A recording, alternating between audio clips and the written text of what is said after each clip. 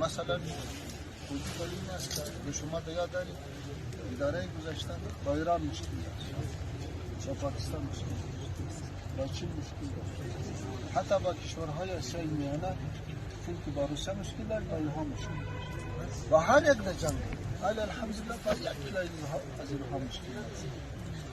حتی این سال با هزارها موتر لاری ما و شما حتی پیاز و آلو چیزا از طریق واقع بنده با هندوستان است. این کلام تجاره الحمدلله خیلی خوشحال است. و این واقعیت بزرگانی است که ما و شما میجد از سنگولا بدون پیرادار و بادیگارد در بالوی یک دیگه شیشتیم و انشاءالله پیغام شما را بشنید، شما هم به پای ما رسید و خداوند همیشه ما و شما را در همین که حالت خوشی یک جای بازم از مهمانوازی شما بسیار تشکر میکنم و اینمی خوبصورتی و اینمی سبزی و اینمی چی نعمتایی که خداوند به درای سنگلاخ داده یک نعمتی خیلی بزرگ است.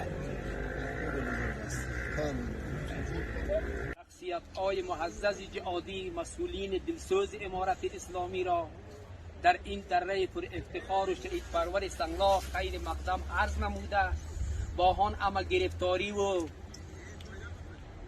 کئولتی که داشتند تشریف آوردن، قدم رنجه فرمودن، مجلس ما را دره ما را زینت بخشیدن. خداوند عالم بر توفیقات ایشان بیفزاید.